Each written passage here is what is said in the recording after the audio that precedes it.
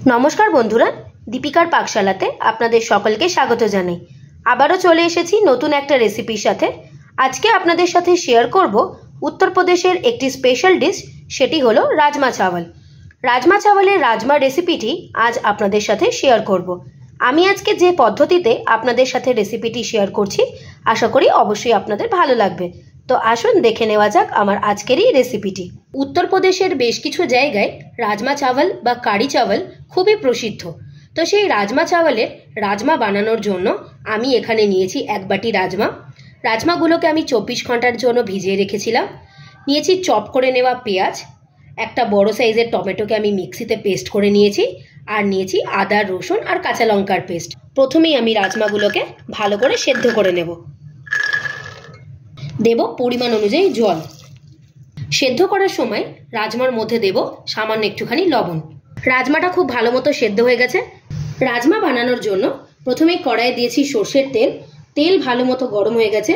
এবার এর মধ্যে অ্যাড করব 1 টেবিল স্পুন ঘি। ঘিটাকে ভালো করে তেলের সাথে একটু মিক্স করে দেব। এবার এর মধ্যে দেব একটা ফাটিয়ে নেওয়া শুকনো লঙ্কা, আর দেব গোটা জিরে।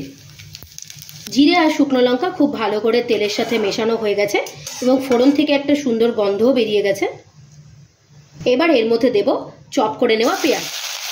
রাজমা বানানোর সময় অবশ্যই চেষ্টা করবেন পেঁয়াজটাকে একটু চপ করে নিতে, বা আপনারা পেঁয়াজ বাটা দিয়েও রাজমা বানাতে পারেন। পেঁয়াজটা হালকা লাল লাল করে ভাজা হয়ে গেছে, পেঁয়াজ থেকে একটা ব্রাউন কালার চলে এসছে। এবার এর মধ্যে দেব আদা, রসুন আর কাঁচা লঙ্কার পেস্ট। আদা, রসুন আর কাঁচা লঙ্কাটাকেও ভালো করে পেঁয়াজের সাথে মিশিয়ে নেব। আদা আর রসুনটাকে ততক্ষণের জন্য ভেজে নেব যতক্ষণ না পর্যন্ত আদা আর রসুন থেকে একটা কাঁচা গন্ধ চলে যাচ্ছে। সমস্ত মশলা খুব ভালো মতো ভাজা হয়ে গেছে। এবার এর মধ্যে দেব টমেটো পেস্ট। টমেটোটাকেও ভালো করে মশলার সাথে মিশিয়ে নেব।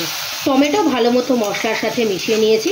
এর মধ্যে দেব 1 টেবিল স্পুন লবণ, হাফ টিস্পুন হলুদ গুঁড়ো। লবণ আর হলুদটাকে ভালো করে মশলার সাথে মিশিয়ে নেব। দেব 1 টিস্পুন জিরে গুঁড়ো, 2 টিস্পুন ধনে গুঁড়ো, 1 টিস্পুন রাজমা মশলা, হাফ টিস্পুন শুকনো লঙ্কার গুঁড়ো।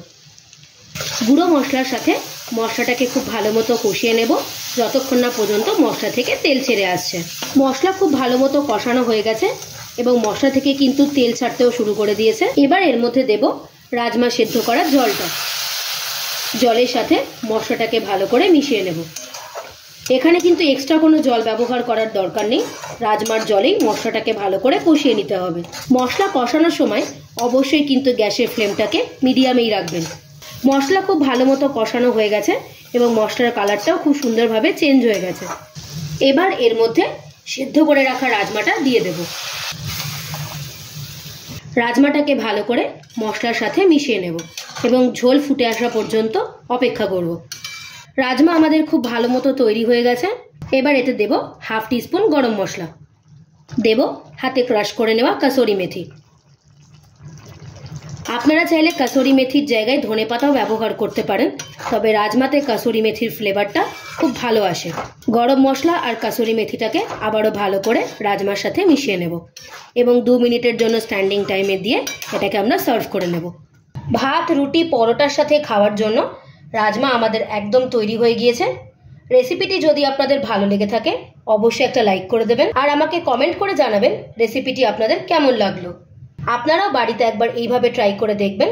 আপনারা যদি আমার চ্যানেলে নতুন হয়ে থাকেন, চ্যানেলটিকে প্লিজ সাবস্ক্রাইব করে দেবার অনুরোধ রইল, আর সাবস্ক্রাইব করে দেওয়ার পরে পাশে থাকা বেল নোটিফিকেশনটি অবশ্যই ক্লিক করে দেবেন আমার চ্যানেলে নিত্য নতুন রেসিপির আপডেট পাওয়ার জন্য।